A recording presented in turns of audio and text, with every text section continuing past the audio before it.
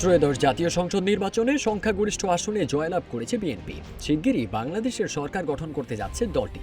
17 ফেব্রুয়ারি নতুন প্রধানমন্ত্রী, মন্ত্রী ও প্রতিমন্ত্রীদের শপথ গ্রহণের কথা রয়েছে। দেশের সর্বোচ্চ পদের এই ব্যক্তিরা প্রতি মাসে কত টাকা বেতন পান, বেতনের বাইরে তারা আর কি কি সুযোগ সুবিধা পান তা নিয়ে জনসাধারণের কৌতূহলের শেষ নেই।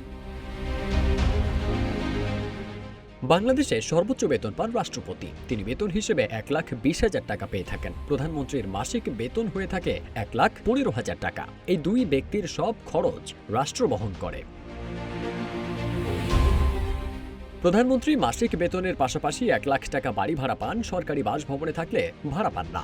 এছাড়া দৈনিক 3,000 টাকা ভাতা, 25 লাখ টাকার বীমা কভারেজ ও 1.5 কোটি টাকার স্বেচ্ছাধীন তহবিল পান। জাতীয় সংসদের স্পিকার বেতন পান 1,12,000 টাকা, প্রধান বিচারপতি 1,10,000 টাকা, মন্ত্রীরা 1,05,000 টাকা, প্রতিমন্ত্রী ও বিরোধী দলীয় নেতা এবং ডেপুটি স্পিকার, চিফ হুইপ 92,000 টাকা ও উপমন্ত্রী 86,500 টাকা বেতন পান।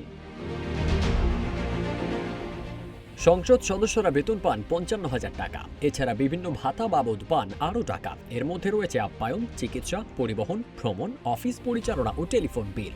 এছাড়া বীমার আওতায় থাকেন সংসদ সদস্যরাও।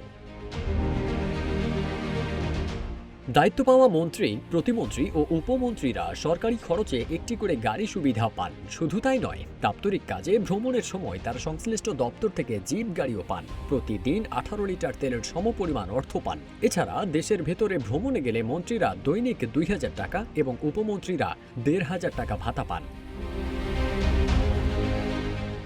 আইন অনুযায়ী মন্ত্রী ও প্রতিমন্ত্রী উপসচিব পদমর্যাদার একজন একান্ত সচিব পাবেন, একজন সহকারী একান্ত সচিব, 2 জন ব্যক্তিগত কর্মকর্তা, একজন জমাদার, একজন আর্দালি, 2 জন অফিস সহায়ক ও একজন পাচক পান।